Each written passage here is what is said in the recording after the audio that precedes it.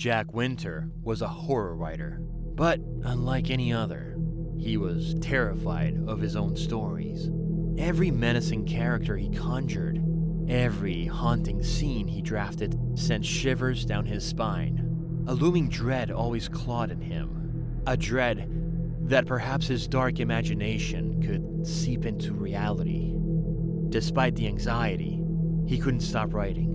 His fans were rabid for the twisted worlds he created. He had a gift, or perhaps a curse, for converting fear into ink. Jack's latest creation was a monster named Veros, a grotesque being that could manipulate darkness.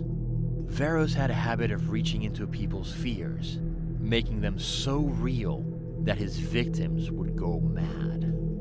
The story was almost complete, but Jack couldn't bring himself to finish it. Each time he reached the climax, his heart raced uncontrollably. Late one night, as he was debating whether to continue the story, the power went out. He lit a candle and returned to his study, but the atmosphere had changed. The walls seemed to close in, and the soft glow of the candlelight made shadows dance like specters. Suddenly, Jack heard a whisper. Soft, but unmistakably there. "Finish the story, Jack." Startled, he looked around. "Who's there?" he demanded, but received no answer. With a trembling hand, he sat down to write. As he scribbled the final paragraphs, he felt a bone-chilling cold envelop him. The temperature in the room plummeted.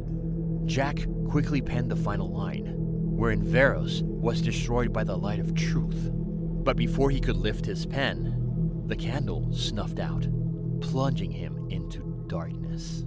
And then he felt it, a presence, a tangible malevolence that filled the room. His heart pounded in his chest as his eyes adjusted to the dark. There, in the far corner, he saw a figure, darker than the surrounding shadow, shifting subtly. "Veros," he stammered. You're not real." "Ah, but you gave life to me, Jack," said the voice, colder than winter wind. "The darkness you penned became my flesh, and the fears you wrote became my blood." Panicked, Jack fumbled for his phone to use its flashlight. When the light pierced the darkness, the figure was gone. Heaving a sigh of relief, he stumbled upon an idea, the ending of his story. If light could banish Veros in the real world, then perhaps it could do the same in his story. Hurriedly, he turned on his computer, praying it would dispel the terror that had gripped him. He retyped the final paragraphs, describing how Veros was obliterated by a brilliant light that emerged from the very characters he tormented. As he wrote the last line, the lights in his house flickered back on. Exhausted but relieved, he went to bed, convincing himself that the horrors were locked within the manuscript. But when he woke up the next day, something was off.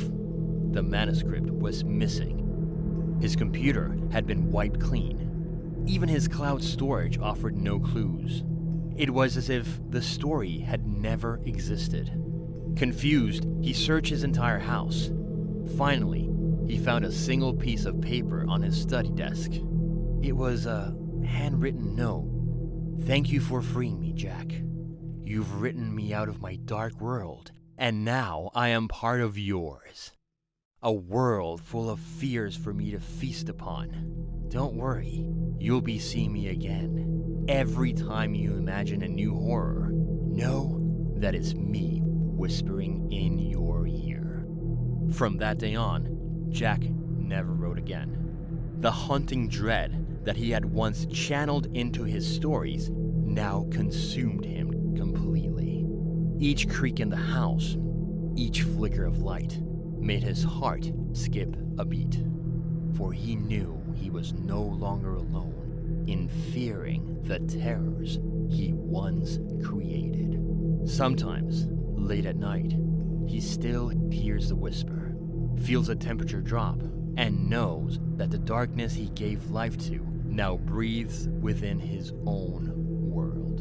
And so, he lives in perpetual horror, a writer too terrified to pen down his fear, yet too fearful to stop imagining them. The end?